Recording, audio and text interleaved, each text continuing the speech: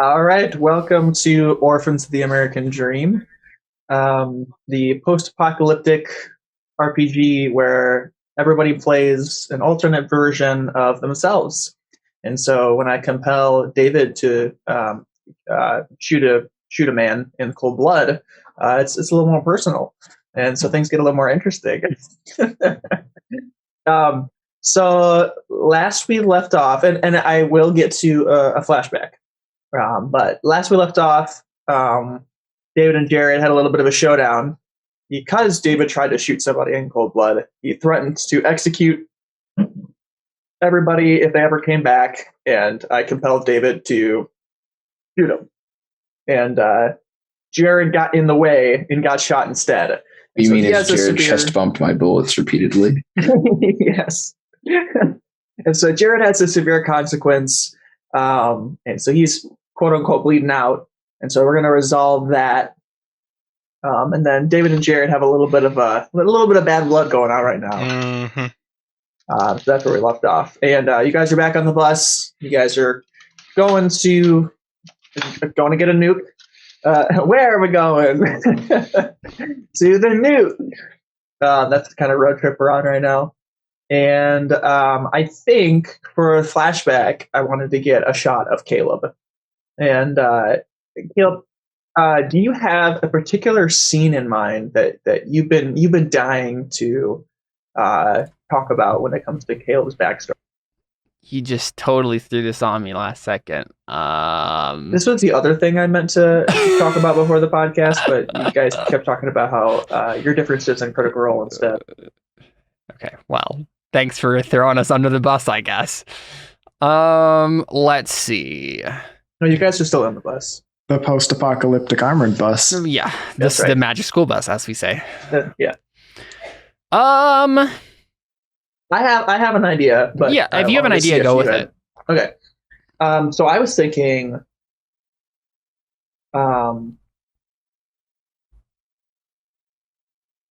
I've been thinking. I have an idea in mind, but I don't know like a specific. So shoot this back and forth with me. Because I had an idea of something after the apocalypse happened, but I wanted to get a shot of everybody before the apocalypse first. So, See, the thing is, can- we just got David and his uncle or whatever doing hunting. That would honestly Yes. be the thing that I would be doing in a flashback because that was my whole thing. But we can do something else because obviously that would well, I be... was thinking, has Caleb been a leader before the apocalypse? Right. Like, his I mean- present Caleb, like, you know what I mean? Like, actual Caleb, you were, Right. you know, being a leader before Exactly. the apocalypse. But was that different at all for pre-apocalypse Caleb?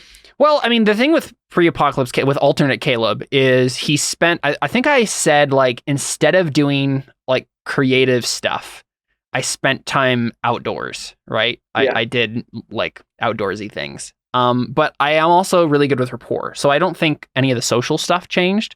I think I just ended up, like, pushing people to, like, go do outdoorsy things with me, right? Like, we would Yeah. go hiking and we would Yeah. go swimming. We would maybe not play sports exactly, but like, you know, pseudo, like sport adjacent things, right? Okay, so I have the perfect scene. Yeah, then. good. So you're hiking. You're bringing some friends along from church or from college or was this 2015, right? It would be hadn't started 2015. college. So, I mean, I would have been, like 19, 20, something like that. So let's say some church friends and nameless person that doesn't actually exist in our world. Okay, sounds good. But he's really struggling on your guys' hike. So you guys are hiking, you guys are having a good time, but it's a hard hike. And there's one guy that's really struggling to get up the next hill. Let's say this guy's name is Cody. Okay, yeah. So what would you do? What does pre-apocalypse Caleb do? Yeah, I mean, I think I was like kind of leading the way, doing what I would normally do, where I climb all over the rocks. And Jared's probably there with me, right? And Yeah. we're Jared's running up the exactly running up the rocks. we're going up giant rocks and whatever, right? David's probably there too, but he's probably just like normally walking, like with everybody else. Josh has a drone. He's getting aerial shots of the lake. I mean, it was 2015. I don't know. Maybe I don't know. That would be up to Josh. No, I would have been probably at home writing software or fixing a car or something. Okay. Yeah. Why would one go outdoors when I can get all the exercise I need lifting this heavy part of metal in and out of the car several times because it doesn't fit? There you go. Keep taking it back to the bench grinder. Yeah. And so I think I've been like, going off and I've been ahead. Me and Jared are ahead of everybody, right? But I think I noticed this, and then eventually I just like start slow. Like it's not obvious, but I just kind of slowly make my way kind of through the line of people, stay in one spot, like looking at something. Maybe I'm like, oh, this is a cool plant or whatever. And then I wait until Cody's like caught up, and then I step onto the path again with him at like off of this boulder or whatever. We're probably at Devil's Lake, right? That's what I'm picturing right now. Yeah, that's what I was picturing. Yeah. I step off the path, and Cody's the last one, and I step beside him, and I just fall into step, right? I don't say anything. I just fall into step. And I think we maybe like have I don't know. If he's struggling, we probably don't say anything at all. Right? I think I think the entire scene is literally me not saying a word and just walking with him, and that's it. Yeah, that's really good. I think after a while, Cody turns to you and says, "You can go on without me. I mean, I was thinking about just turning back." Yeah, I frown and I say, "No, you aren't. Listen, just over this rise, there's an awesome view, and you have to see it. So it's fine. We'll smell the flowers as we go." And he starts to cry and gives you. No, I'm just kidding. Yeah, no, that's a really good scene. So then we kind of zoom out, right, and we get that like our version of like the flash forward sound effect from Lost, except we get a speed up of the globe, right? And so we zoom out and we see the globe, and then we get like a speed up of the globe, and we see the nukes desolate the planet, and then we zoom in, and I think we zoom into probably Caleb on the bus, probably overseeing Jared as Emily's patching him up, and probably doing something similarly encouraging to Jared as he's bleeding. And I think we're probably just laughing together, right? Oh, okay. I think I'm just like I think I'm making fun of Jared, right? Like I think because this is the thing. I think the contrast we see is like this is what this person needed, right, to like build them up, and this is what Jared needs in this moment. It's just someone to like make fun of him and laugh at him. You point at him, you're like, "Look, you're holy."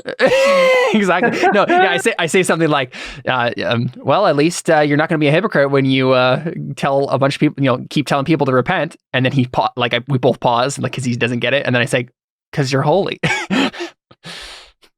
Jared, do you laugh at it or do you grow? I just go, and then I get a grin. I'm like, it's just a flesh wound. Something at that holy comment, something clatters at the back of the bus.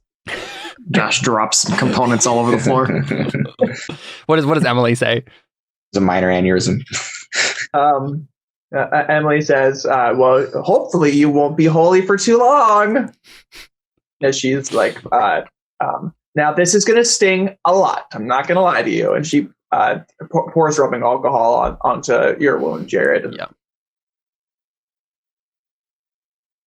I just looked at him like, I hate this. Okay, so let's make those rolls. Yeah, let's make those rolls. Does somebody want to be providing help here with Emily's role? And what can we help with? None of us have medic. Yeah. Oh, yeah, because I made that a specific skill. You made up a skill. and then can you? How about you say exactly? Yeah, exactly. Let's. Can we say you can help with around and? Yeah. Why don't we get rid of the medic skill for that purpose? Because I did just realize that I didn't tell you guys. Yeah. That was just give her lore. Not to derail, but did we ever decide how we're going to do skills? Because we still have skill points to spend. Oh yes, we talked about that before you got on. Yeah. Sorry. Okay. you want me to explain it? Yeah. So sorry. Yeah, I should. Yeah, we answer the question. figured it out. All right, Yeah, we figured it out. Don't worry, David. Don't worry about it, David. Next thing. You don't get a skill point. Yeah. No. So, how we're gonna do it is, so for a major milestone, you can go beyond a +4. But for everything else, you can't go beyond a +4. So you can move up any other skill, regardless of the column. Yeah. But we're not going to do anything above a +4 unless it's a major milestone. And so that's like the extra added benefit you get with a major milestone is you can boost a +4 to a +5. You not get a skill point till a major milestone anyways. No, a significant milestone is the middle one, and that's when you get a skill point. Cool. Basically, we're just Synonyms. saying, All right, right? nice. Yeah, I know exactly. Because you also get the skill point on a major, right? Because you get the benefits of all the previous ones. Basically, it's like an added option of you can now use that skill point to increase a 4 to a 5, but only on a major milestone. So. And now you can only use the skill point you gain on that level 2. That right? You can't save them up before that point, I assume. Yeah. So basically, before then, you can use skill points to upgrade to level 4, but not above it. Yes. And then at the largest milestone, you can upgrade to level 5. So you're saying? Yep. Yes. Okay. But other than that, the columns don't matter at this point. I can make my physique higher, even though it's like 2 or whatever. So you're telling me? Yes. All right. Awesome. Thank you. Yep. Okay. Make So physique into a 3. Yeah. Yeah. For this role, if you guys want to do lore to help, but I think what we probably see narratively as well is I think the bus probably pulls over, and Mr. Lang gets out and says, Nice. "Well, I've got some foraging to do. I think I know of a plant that might help here in this situation. I think I might be able to get some aloe." King's foil. Yeah, king's foil. That's a I don't weed. know. Yeah. And so he kind of runs off and grabs some herbs. I don't know any type of medical thing he could actually help here with. Are they say dank? that? Yeah. Sweet. Yeah, that's fine, David. So we'll have Mr. Lang give Emily a +1 as well. Cool. So then, how many people have lore and are helping? I have lore, and I would be helping. Can I use physique to help? No. To not fidget? And then David, I don't know if you have lore or not, but I'm assuming you wouldn't be helping regardless because of the situation. And yeah, it's probably a little awkward. Yeah. Hey, let me help you with Jeez Louise. Dang. Is this for Jared's? Yep. Yeah, Oh, so that completely better. I was no. Well, the difficulty is the severity of the wound, so it would be a 6. Oh, okay. Okay. So yeah. So now it's recovering, but it's not healed. Yeah. And then Caleb, does a similar roll need to be made about you? Yes, I have but the thing is, mine is a mental consequence. It's a troubled mind, so mine is a little bit different. Empathy. Emily could help me, but she would be make a weed roll, as you're telling me, right? No. I need a therapist, basically. Or Does it need to be is it empathy that's the role? I think it's kind of just up to you. I don't know if it's specified in the book. I can look, but that would make sense, I guess. Well, I don't know, because empathy is like a noticing skill. Like you could use it to notice that I had a troubled mind, but I don't think it'd probably be rapport. Right, rapport or something like that would be, or provoke. I mean, if someone could figure out a provoke to get me out of that, but Yeah, to be fair. Okay, it would depend I on like would the situation. Gird your loins. It would depend on whether or not like I'm legitimately having a problem that like I need like a calm talking to, someone to talk me out of it, or Right. I'm just bullcrapping and I need to get my head straight, sort of thing. Okay, Probably so also I think depends on the severity of the wound, I imagine. Like Yes. a level 2, you could probably be like, cut it out. Though I guess never mind. I guess provoke. It says specifically in like elicits negative emotional response. So That's true. that probably is not the case. So Yeah, I think rapport probably is the skill. So Mickey is definitely the one that comes over and sees that you have a troubled mind. Yeah. And ask you how you're doing. Because what I probably do is I'm like laughing and whatever with Jared, and then as soon as like looks like he's probably fine, I just like slump in the back by myself and just don't talk to anybody.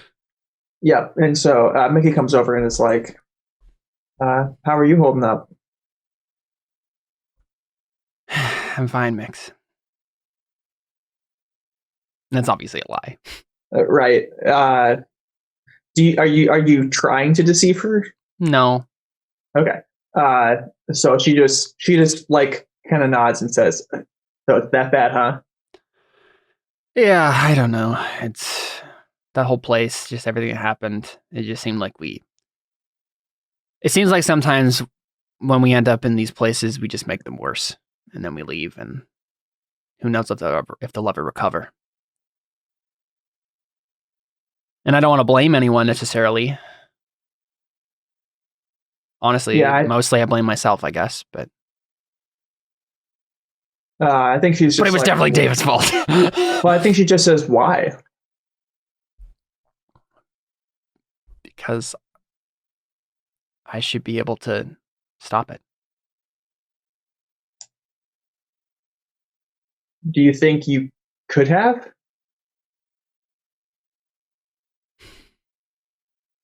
Like, what could you have done differently? Stop the initial conflict from happening when we pulled up to the burning car. I just let them shoot. And sure, it made sense in the moment. They were coming at us with knives, but it dominoed everything. And maybe if I had just changed that, if I had just waited a second longer, tried to get a little bit more information about the situation, maybe we wouldn't be here. Well, why don't you take this experience and use it for tomorrow and not yesterday? I'm going to, Mickey, of course. That's not the point. The point is there's something that happened that I can't change. And learning from it is good. Yeah, of course. But today you just need to cry about it. I don't need to cry. Did that last I night. And I think she's like, I didn't mean like cry about it, but like, you need to deal with it. I don't know.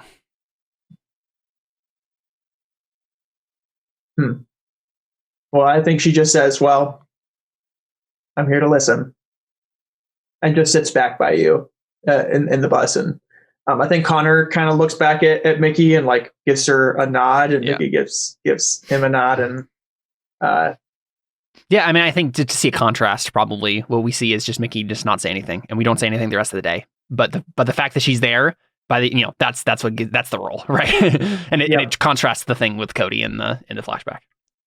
I mean, I think Connor helps with a +1 as well, of just like they talked about who would be best to go on and talk to him. Yeah. Okay, so they succeeded then. Because it was a 4. And because this is technically happening, and just to specify, this is happening before the milestone actually hits. So that I can... yes. So this is a night that it's gone for me, because it goes away at the end of a state. Yeah, because you're in a time last session. Yeah. I'm allowing them to make the heal rolls now and then recover from it after that minor milestone or significant milestone. Cool. Okay, and then nobody else is hurt then, right, Josh? Hey, Emily, I got a cut on my arm. Can you stick something on it? And it hurts a bit, and it's leaking green. He does have a laceration. It's true. Well, I think Emily says, yeah, it's not a cut. This is definitely a laceration. You're right, Caleb. I don't say that. All right, fair enough. I'm on the table coughing up blood. I'm like, he needs you. Help Josh. Pat, you'll be fine. But this is green. It's oozing green. Should it be oozing green? I think there's some leftover herbs or whatever it was that Mr. Lang got. And then Caleb, are you helping as well? Yeah, I can. Yeah. Yay. Just as long as it's a 2. Yeah, that is. Okay, there we go. She had a -3 as a roll. Ooh. Okay, so it'd be really funny if. So yeah, it's supposed to be that color. It's fine. Yeah. So is that a success? It clears automatically. Yeah. Yep. So it's just gone now because it's a mild consequence. Okay. Yeah. Okay, Okay, so now on the back with dank herbs, right? Yes. Yeah. You guys are all getting high on mushrooms. No. So here's what I want to have as the scene next. So show me a day in the life of this crew as they are setting up camp for the night, right? Good question. I mean, we obviously have the bus. Do we? I don't know. We don't sleep on the bus, do we? I'd assume not. I'd assume you guys would like make camp and have like tents and stuff like that. Depends on. Okay, so how big is this bus, and how many people do we have with us? That is a wonderful question. I think you guys probably have a dozen crew members with you, so it's probably Besides about us, 17 people. Okay, yeah. So it's a big bus. It's able to fit all of you guys and your luggage and not be like packed to the brim. So, can I have a couple seats pulled out the back as a workshop? Probably. Sure, why not? Just kind of an opener space, but I tend to end up covering it with junk while we drive, so I can work on stuff. Yeah. That sounds good. Yeah, I mean, I guess I'm probably the person to make a roll to like set up a camp or find a good place to camp. That's like kind of my thing. So I don't know. Do you want me to make that roll or?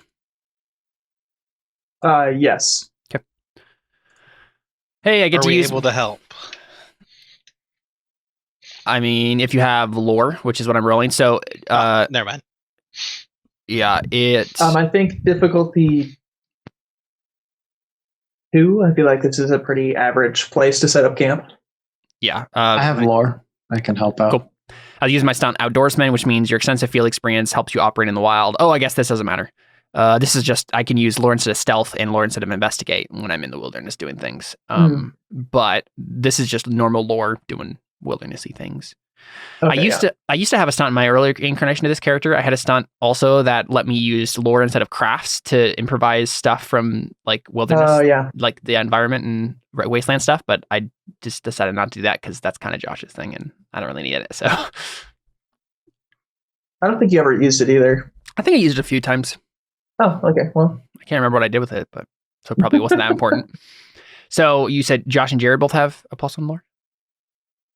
I have a +2. Unless I can help with physique. Oh, you have a +2 lore. Okay, I think Yes. you can only help with +1 no matter what. You just have to have at least a +1. yes, David, do you have that's lore? correct. I do not. Okay, so I guess it's just Josh and I mean, can I get Mr. Lang to help? Yeah, for sure. Cool. I think he offers to like go get some firewood, and I think what's her name offers to go with the character we got from Oh, the Lynn. last place you guys went. Lynn. Okay, I couldn't remember what her name was. Yeah, Literally so forgot we had her until this moment. Yeah, so Lynn offers to go with too. She's like, you grab some firewood. I got you on that. I can help out there. And I think Mr. Lang is kind of like, oh, but I usually get firewood alone, but okay. Sure. He seems uncomfortable about bringing on the new girl that was previously an enemy, and he likes. And now I'm gonna send him those two alone in the woods together. Yeah. Yes, exactly. He's like, sure. Okay, so +3 then altogether, besides my bonus. So I guess 6 altogether. 5. What does he roll? Oh, there we go. So succeed with style. Nice. Do you have anything special you want to say about this game? Yeah, I was going to say, can we have it be like, I mean, again, continuing to contrast the flashback, let's have it be like beautiful scenery, right? It's like an uplifting place. It's just like naturally naturally beautiful okay. in a way that kind of like isn't depressing, right? It's not like nature's overgrown something and like whatever. This is like an actual natural whatever. And we're in Nebraska, so I don't know what that is, but it's a waterfall. Mm-hmm. Definitely, it's a waterfall, which means clean water from a spring reservoir, right? So you guys are filling up all your canteens and stuff like that, all your jugs. Yeah. And I'm sure at one point you guys were like, we need to go swimming because that would be awesome. Yeah. Go swimming in this waterfall. Yeah. Yep. Okay, so sorry, Jared. You jump in the water. This is Jared. Do you jump into? I like go to pull my shirt off, and just the exertion from that, I have like a teacher moment from Full Metal Alchemist, and just blood spews from my mouth. I'm just gonna sit right here, guys. Yeah, like your stitch opens up, and then Emily has to run over and be like, no. Yeah, Emily's like, I'll get some water and I'll splash some on your head so you can feel like you're still part of the group. Okay. She's That is like, definitely but don't something be an Emily would say. idiot. Oh. Or she's like, I'll get you a little kiddie pool and you can put your feet in it and it'll feel nice and fun. And We have a kiddie pool on the bus? she says, and she like looks around and she's like, I'll think of something. Kiddie pool. All right, on it. I'm gonna go digging through our kit, see if we've got like tarp and rubber and materials I could use to patch together a kiddie pool. Just drop the gas tank out of the or not the gas tank, the like oil pan or something out of the vehicle and fill it with water. So You wanted a foot bath, maybe? there's no mechanical effect that can happen here with like him healing more or anything like that. So I'll just say, you do it, right? You make a kiddie pool look a thing. And No, if Emily you fills it get up the with some 6, water. I'm healed completely. No, Magical. that's what I I heard not demand. today. The kiddie pool of healing. Yes. I assume David does not join in this jumping off a waterfall. Probably not. Yeah. I was gonna say that's not a Okay. very David thing. So Yeah, at least not at the moment. unless you have an idea, David, I definitely have an idea of what you could be doing. Actually, Sorry, go ahead. no, I realized that I was not addressed. Go ahead. No, it's fine. I figured I shot a lot of ammunition, and I have an extra that is all the bullets, and so I figured I could be reloading, like the brass that I shot. So like I have an ammo press or whatever, and I have black powder, and you can reload the shell. Okay, yeah. But And you're not doing that in the back of the bus, sir. no, I mean, an ammo press is pretty small as long as I'm not doing a bunch of different calibers, and I don't think I am. So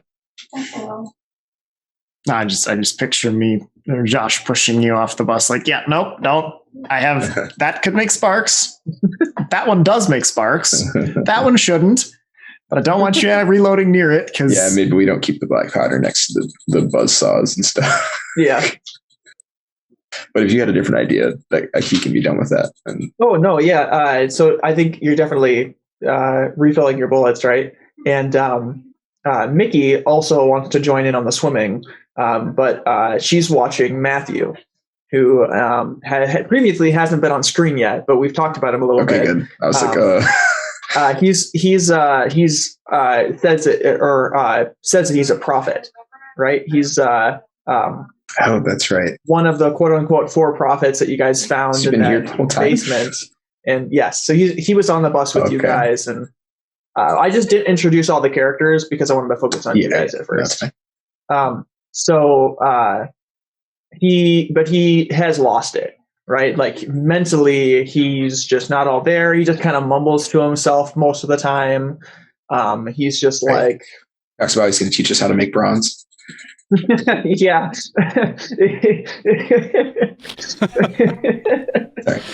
I am one of the 10 prophets. Yeah.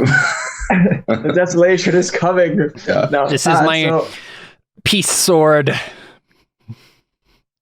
yeah. oh, Yeah. Yep.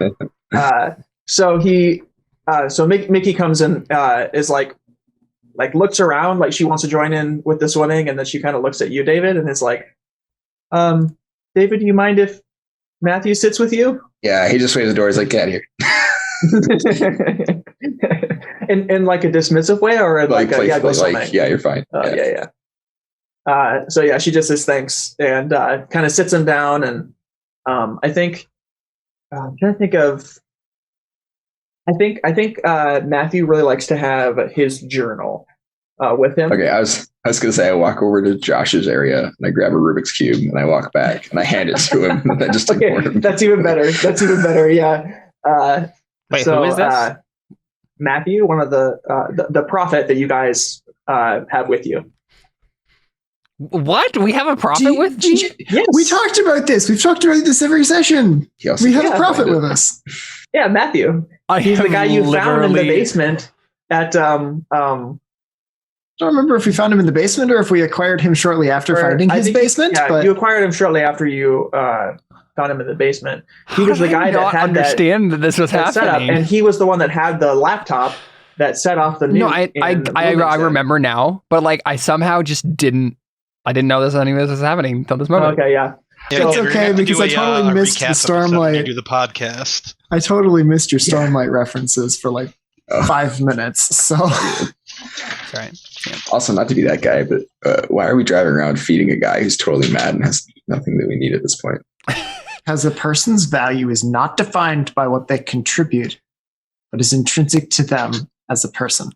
Right. But also and then he the world doesn't. got nuked. So now that's not true anymore. But I assume does actually have valuable information that we can like hopefully get out of him at some point, right? He has his lucid moments, but for the most part, he is. Okay. It's very much a Tolan situation of like we could get some interesting information about the past from this guy, but like he's insane now. Say so. I think that's a valid question though, David. That one that you could explore, because for the most part, nobody's really talked about it. They just are like, well, he's just coming with us. There's not a lot of other like, let's just leave him here, people on the bus. So right. That's fair. Yeah. So yeah. So I think Matthew like usually has his book, right? And I think you like bring him a Rubik's Cube, and I think he kind of like takes it and definitely like looks at you and looks back at the Rubik's Cube and looks at you, looks back at the Rubik's Cube, looks at you, and it's just like, just keep going. I grab it and I twist it once so that he can tell that it articulates, and then I hand it back to him. So he twists it once and looks back at you. I just make it do it again motion. Oh, I think then he like understands, and he like just kind of nods, like, and you think that he's saying thank you with his nod, and then he starts like messing with it. Great. Okay. Yeah. I go back to reeling the ammunition then, and basically just stop paying attention to it. So hopefully it doesn't walk off. So how long do you think it would take for you to fill one bullet? Oh, it's if you have like a press, it's pretty quick. You like load the bullets in, you load the brass in, and you basically just like pull a thing, crimps it. Well, and you put the powder in. It's basically like it's not an actual machine. I mean, it is a machine, I guess, in the literal sense, but you basically just like pull a lever and it doesn't around. And you pull that lever, it doesn't around. So like probably 10 seconds to like fill it with gunpowder and press it. Yeah, I mean, it takes a second to like load the whole thing, but then you just kind of like trim them out. Sorry, I remember correctly. So I think you're 3 bullets in, and you hear a clink, and he has set down the Rubik's Cube, and it's perfectly formed. Like I'm not that surprised. And then he goes back to looking at his book and like opening it up and like reading different passages and stuff. Okay, I guess I'll passively listen to him in case he has anything useful to say. I think he just says, actually, why don't you make a notice roll? Let's see what you just like open-ended to see what kind of things you hear from him. Okay, so you didn't really hear anything of import. He just is mumbling things like nukes, end of the world, like just it all just seems like just old person, crazy person nonsense to you. So I just keep saying that, like, "Yep, welcome to the club." Yeah. Okay. So yeah, we get that little scene with David with the crazy old man, and everybody else is swimming in the background, right? And well, except for Jared, who's putting his feet in a kiddie pool while he groans and spits up blood. But we get this just quiet moment of like everybody else is off having fun, and David's stuck with the old guy, and he's just doing his own thing. You know what I mean? And David doesn't see it that way, but we get that shot of like David just by himself. And technically Jared by himself, but I think Josh would have sat down with Jared rather than go swimming. Okay, yeah. Ooh, I would like to have a scene with Josh then, since we're. Okay, yeah. I come up to Josh and I have like the rockets and the flamethrower that we looted from the guys at the end of last session. And I'm like, Josh, I was gonna try and do something cool with these, like make like a rocket shield or like a fire shield. But then I realized I'd probably die, so you can have these. A rocket shield, huh? Yeah. And how did you envision something like that working? I'm having a problem. Like, I can defend against the shooty boys, but I can't attack the shooty boys. Uh-huh.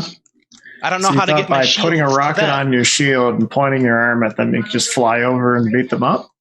Yeah, like what was that old show? Like the Omega Boy, like the android guy. With like a rocket fist. But Mega Man? Yeah. Oh, there was that. Yeah, okay. I remember something about an old Japanese show like that, isn't there? Yeah. Astro Boy. There we go. Yeah, okay. So you need range. You've got shields on your hands, huh? Well, shields with like little knives that come out. Knives. Well, give me one of those and see what I can do with it. I toss him one of my backup shields. Or, well, a set of my backup shields. So what did you just describe? It's an anime. Astro Boy?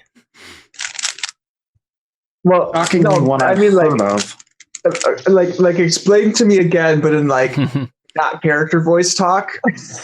Like what exactly you want him to make for you, so I can think of like a difficulty with the role. Kind of like maybe like a ballistic knife system embedded into my shield.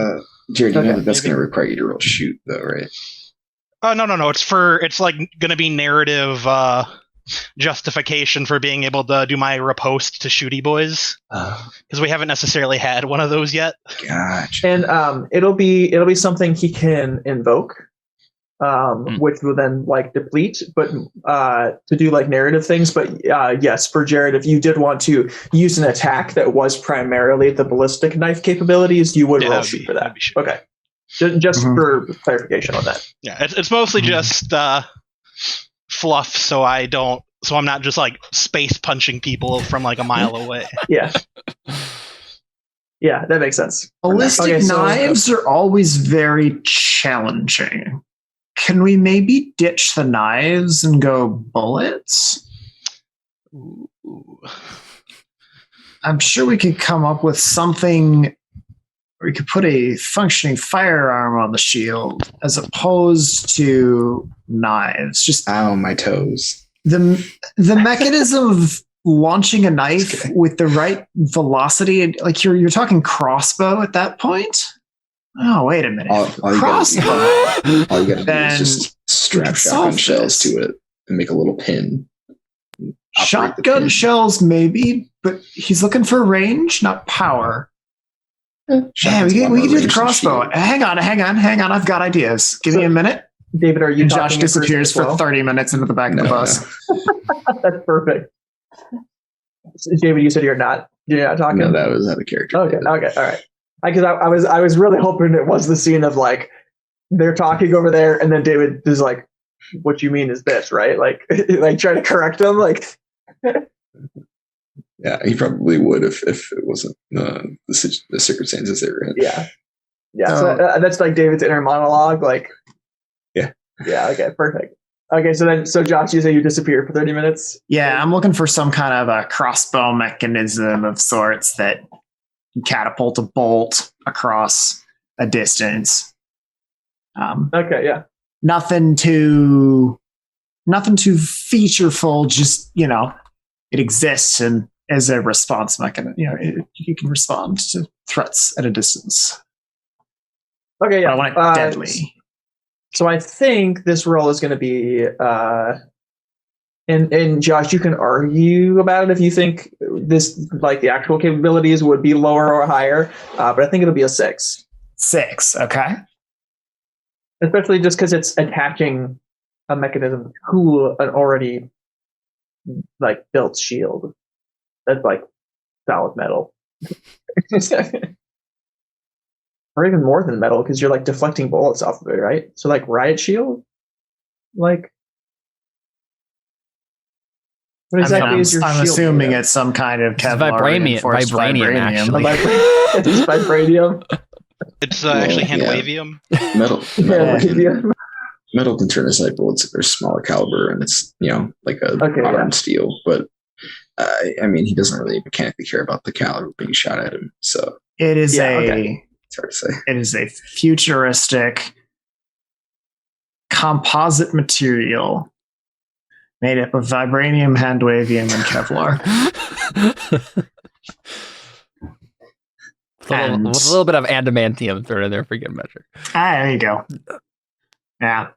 I mean, really all a crossbow is a stiff spring arm, some kind of wire, and a release mechanism. And a guide track. Right, so with 4 components, it should really only be a 4.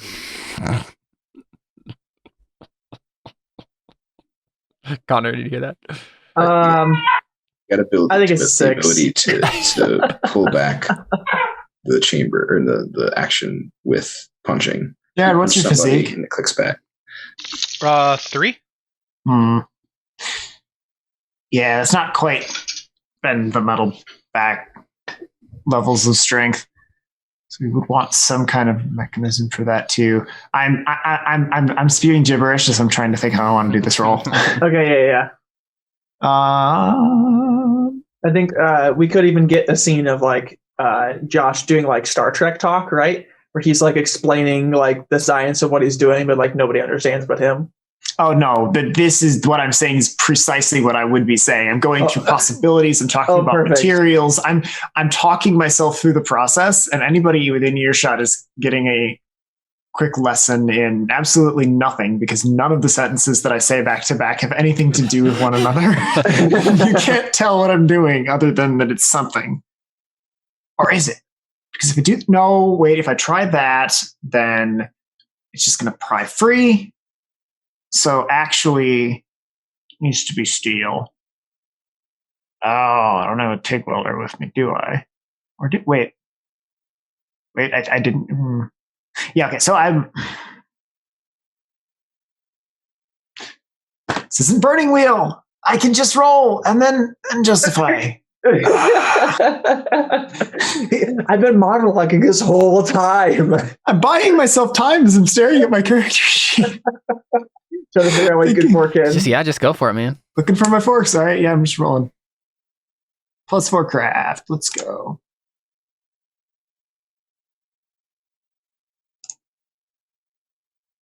All right. There you go. Spend a fate point in your So I roll 0. That's true. Yeah. So I can spend a fate point on my pouch of gadget bits. Okay, yeah. I'm sure I have some kind of escapement mechanism in there that simplifies the triggering and whatnot. Okay, yeah. I like that. And you've got 4 fate points, and then you got 3, which is... Oi, who took my fate point? I did. I want to take away my fate point. Oh, okay, fair enough. Here, let me... I'll take it here. There you go. Oh, that one's so much bigger. Okay. I don't know why. I don't know. It did that. Oh, it works for me. Yeah, you want to keep the big one. I have a mega fate point. Yeah. Still only counts as 1. Okay, so you succeed, right? So then just Josh like come back out with like the shield and starts like explaining it all like. Well, so I think Josh comes back out of the back of the bus and he's got the shield in his hand, and there's maybe a couple of like maybe scorch marks visible. Clarence has been using some kind of brazing or welding to work on the surface of the shield. It's not very pretty yet. Okay, yeah. He's going to do the details later, like the detail. Yeah, I'll get around to painting it at some point. It's functional now, and that's what matters. And you know, I'll paint it today or tomorrow or in a year from now or never. You know, whenever the fancy strikes me. Right. But check this out, right? Ballistics aren't going to be a great option because small caliber, and they're loud. knives are hard to work with because spring-loaded knives can go a couple feet, but you want something distance, right, Jared? So check this out. He flips it over, and there's like a box with like a lever on it. I'm just excited. Like I grab it from you, and I assume you're just explaining like how it works and going in depth, and I'm just like, ooh. And you see me accidentally activate the mechanism. You see an arrow whiz right past Caleb, and I just like look up to Josh with like a guilty puffy expression, like, oh no. I carefully dislodge it from your arm. Yeah, a crossbow. The targeting, the reticule for looking and aiming is hard to use, but it works when you get the trick. Don't shoot Caleb with it or anyone with it, please. I'm trying to decide if it'd be funnier if I didn't notice or had noticed. I think we could leave it ambiguous. Yeah. I just kind of like look back like, what? You just hear. So you pull the lever back, and it resets the string. And then you pull this to release another bolt onto the track. And you got a couple of shots, not a whole lot. There's not a whole lot of room on the back of a shield for a mechanism. So best I could do. But this should do some damage at range. These are broadheads. Keep them sharp. Don't cut yourself or anyone else, because they're made to make people bleed. This is like Grandpa Josh. Like now you put the keys in the ignition and don't hit the overdrive button. You gotta work on your MPG. I was gonna be like, this is a cool crossbow. Here you go. But then you tried to shoot someone with it. So now I feel like I gotta give you hunter safety all over again. I never even took hunter safety. So I think probably what I actually did was when it was by me, I probably just went, huh? And I think this has been a thing that we've all established as like an inside joke between us. It started off as we would just be like, how dare you? And then it just got shortened to how? And now it's just, huh? And I think we just do that, and you know what we mean. Okay, yeah. So we have some inside lingo that's been going around. Okay, I like that. Okay, so let's say, swimming's done. It's getting like closer to nighttime. Who makes dinner? Any of you guys make dinner? I probably could. Or like anybody of you is the cook of the gang or anything like that? I mean, I assume that would be Lore, and that's not David or I. Yeah. Okay. So I think I would be 100% willing to make dinner.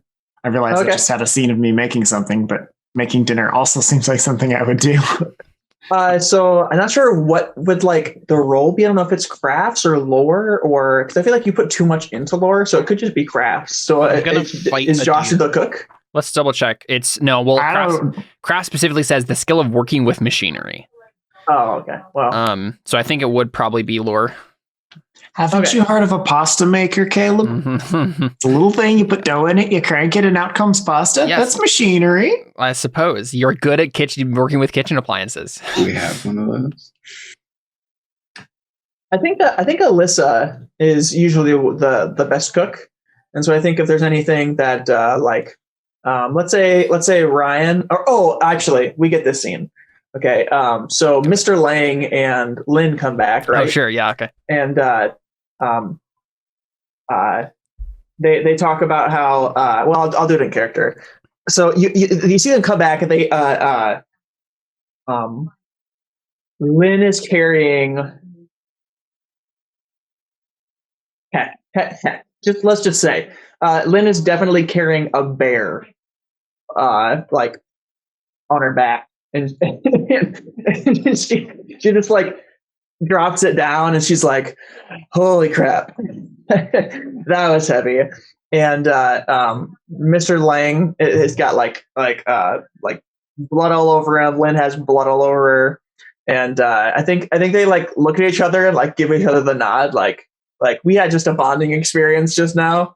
And does anybody like ask what happened? I just give him the nod knowingly. I probably raise an eyebrow. That's a bear. Mr. Lang says, "Yeah, well, you see, we were just foraging for herbs and that kind of a thing. I was showing Lynn here some special mushrooms that I thought we could eat for tonight. We could put them on our food. Now, okay, special is a bad word, but they're really good rare mushrooms, right?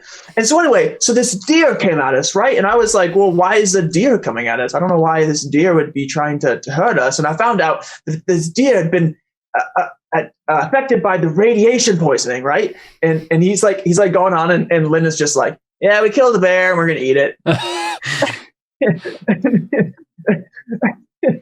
And she's like, that's silly Aussie. I just did that in an accent. Lynn says, what? Yeah, he's from down under. Killing big monsters is kind of his thing. So I think he's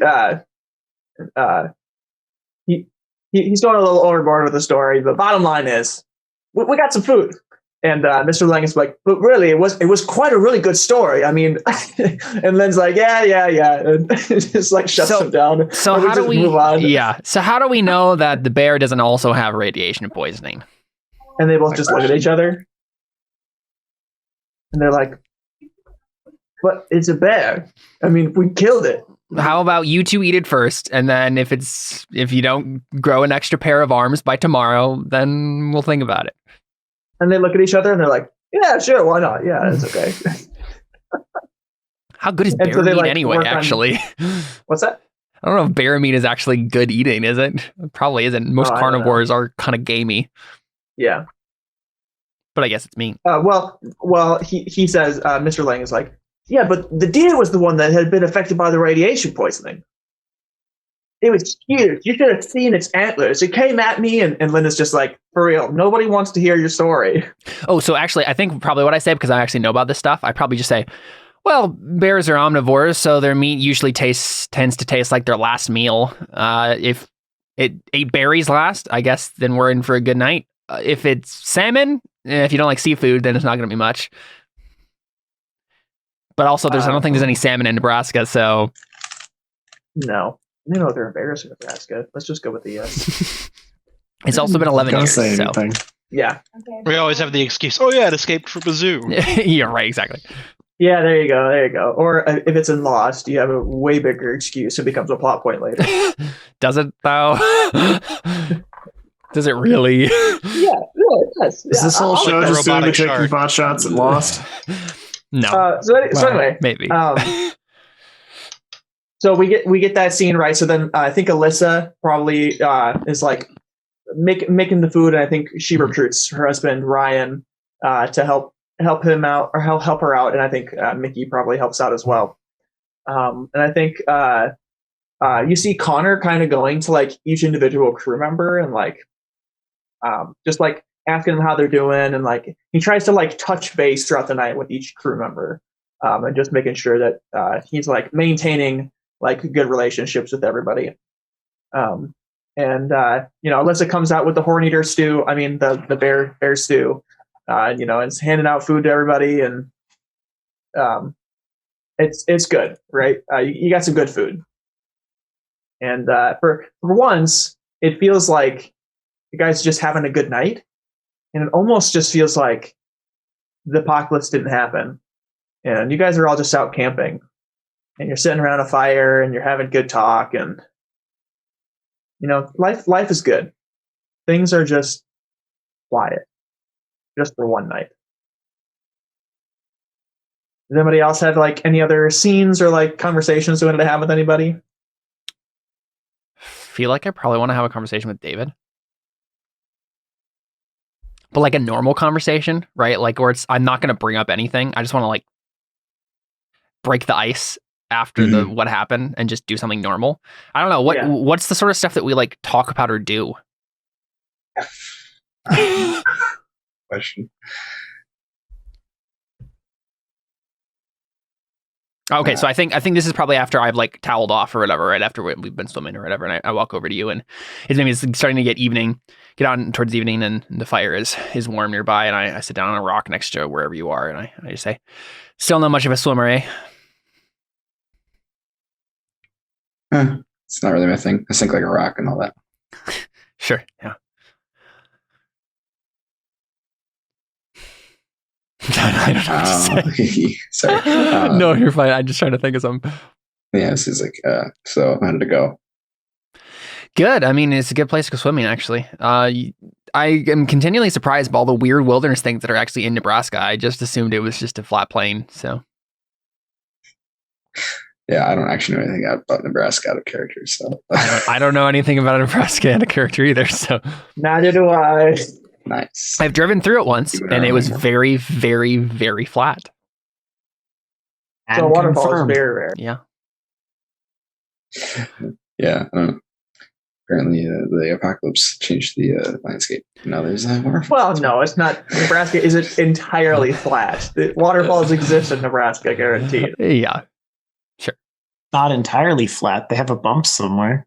Yeah, they're About 5 they got feet speed tall. bumps. A couple of very slightly rolling hills, like the kind of like, really lazy person rolls out of bed sort of situation, right? Very slight roll. Don't call me out like this, Caleb. We're live, Caleb. Jeez. Anyway, I probably say something like, Yeah,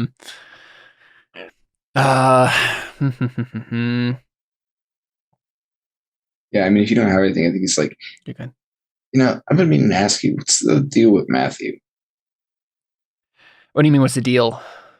Why is he still here? I mean, what are we gonna do? Just ditch him? I mean, what are we going to do? Feed him until he dies of old age? I don't know. I guess it's come to my mind a couple times that we could just leave him with a nice couple who'd take care of him or something like that. But I don't know. I feel like there's still something in that head of his that might help us before this is all over. I'd hate to go into this more blind than we already are. I mean, I feel like if there's something useful in his head, he probably wrote it in his book. Well, it reminded me, do we have that book? Thanks. Yeah, his journal. Yeah. That's what he was reading. Yeah. Okay, I just want to make sure I'm not going to be saying things that are okay. Got it. Okay. I probably just say, well, I mean, been over it a million times already. I don't. Well, then I don't have anything new to say. Yeah, but I don't know. It's written by him, so maybe there's a piece of it, a piece of the syntax, a piece of the way he thinks that might come clear, and then something that didn't make any sense in the journal before will make sense. I don't know. I feel like I could do something. And I think as I'm saying this, David, you definitely feel like this is all just excuses. I just really feel bad for the guy. Right, yeah. I'm like, well, last time I checked, we're literally just going to find nukes so we can tear them down. I feel like we really need his help with that. I'm just scared that that's not going to be what we find. It seems like it's going to be something worse than nukes there. I feel like there's going to be someone guarding the nuke. Or well, I mean, that's hardly a problem. No one he can help with, anyways. Let's say that there's one of these prophets there. Or someone, maybe the evil person who did all of this. What's to say that we don't get there and they say, well, to stop you from taking this nuke, I'm just going to detonate it right now, right here. Then we all die. So, point of order. Yeah. Are you guys? Is Matthew still like near you guys as you guys are talking about this? Like Probably, would Caleb and David talk with him, talk about him while he's there, or is it like a thing where I guess it's up to you, Connor. Well, it's up to you, Connor. Like, how much does he respond to what we say ever?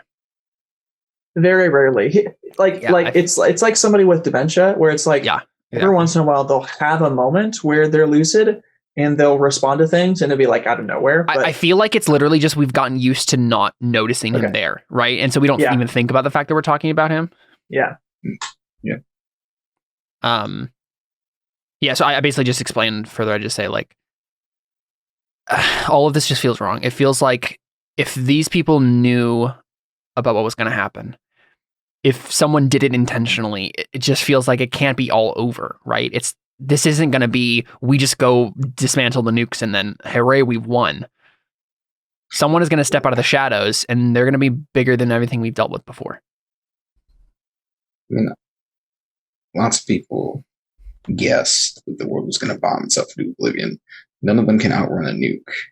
Most of them probably lived in populace. They're probably all dead. And if they're not, then they'd be stupid to hang around the nukes. Since when are you the optimist in this conversation? Since having this guy around costs us food and gives us nothing. And since we're talking about human beings, all of which would bleed and die like everybody else, even if they were smart enough or lucky enough to detect that people were mad enough to launch nukes, that people were dumb enough to launch them back. I'm silent for a long moment, and I just say, "You're not invincible, David." But yeah, I just want to be careful. why? I almost laugh. I just kind of do that, like kind of like breathe out laugh sort of situation, because I'm just like, of course, like. Yeah, he's like, what is it about what's left here that's making you want to be careful? We have a job to do. We just do it. Yeah, it's all too easy. Hasn't been so bad so far. No, not bad. It hasn't been so hard so far. Yeah, it's been easy in the way that disturbs me, the sort of way that leaves behind dozens of bodies and no consequences. Yeah, I mean, I think we overshadowed that when we nuked the entire face of the planet, killed countless people. And after that, what is anything that happens after, at this point? Okay, when you say that, Matthew has something to say. Mm-hmm. And after he says, saying, what specific sentence again? What David just said? As soon as he finished there, we nuked the whole planet in countless bodies, right? And he says, they betrayed me. Mm-hmm. Did you hear that? He said something, right?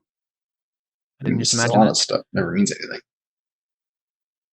What do you mean, Matt? They betrayed me. Who betrayed you? Those bodies. The whole world. And he starts to cry. And he sob. And he says, and then he stops. And he kind of looks into the darkness. Mm-hmm. And he says, Charlie. And you guys all recognize that name. Of course. As the kid. Yeah. So what do you do? He's looking into the darkness? There's Charlie's there? Yeah. Oh. I mean, guns out. Obviously, right? Sun's out, guns out. Yeah. Yeah. I suppose, yeah. I mean, I guess I just look over where. I guess I just grab my revolver, just in my hand, and I just say, I just say, I was just like, Charlie, you over there? And I think the quiet chatter and everybody's having a good time, and it's just everybody's just starts quieting down, what's going on? And there's no answer, and it's dark, right? So I'm assuming you grab a flashlight or something like that. Can I grab a flashlight and then make a notice roll? Yeah. What's your notice? 3. Okay, I'm gonna take a +1 from you then. I also have a 3. You take a +1 from me as well. Okay, so that's a 4 then altogether. Yeah, there's nothing there. Okay, that's what I figured. But I didn't want to take the chance. Yeah. So right. Yeah. See, I told you, just nuts. Yeah. Turn the flashlight off, and I just looked at everybody it's nothing. Just and while you were looking, Matthew kept saying, Charlie, Charlie. And now, Connor, I have a question. Can I? So I have a stunt, right? Yeah.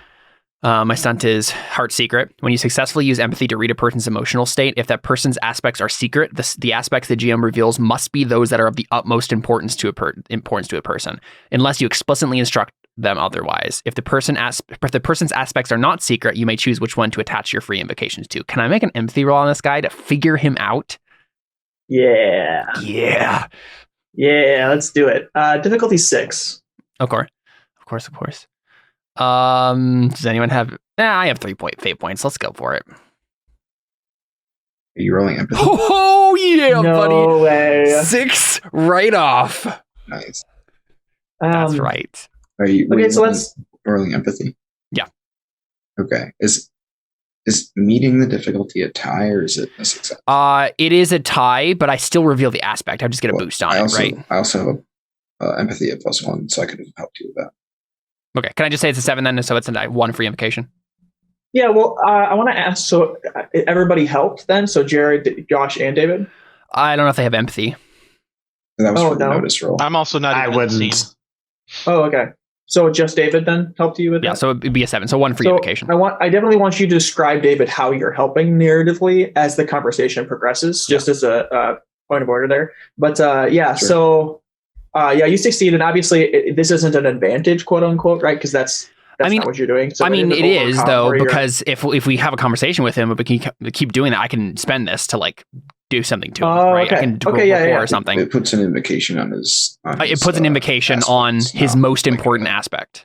It's not like an advantage like you would get from creating an advantage. It's just a I mean, it is. invocation on- That's exactly what I'm doing. Actually, it's I mean, it's a free 'cause I'm invocation revealing an not aspect, creating which is- one, though. but that's what That's creating an what I'm advantage is. You either discover one that we don't know about yet, or Right. make one.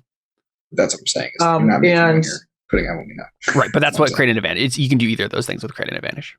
And this stunt that you have, it specifically says I reveal the aspect that is of the utmost relevance to the players. No, it's almost importance to the person.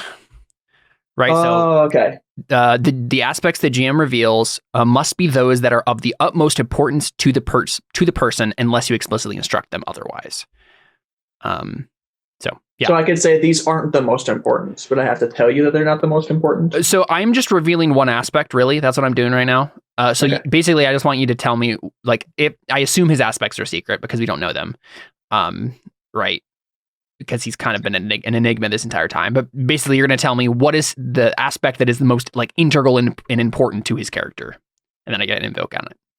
Yeah. Okay.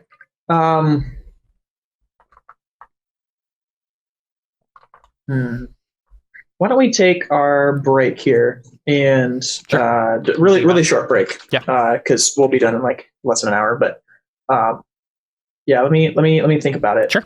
And let's take a break. So when we come back, we'll figure out what happens when Caleb interrogates somebody really nicely. That's what I do. Cool. We'll be back.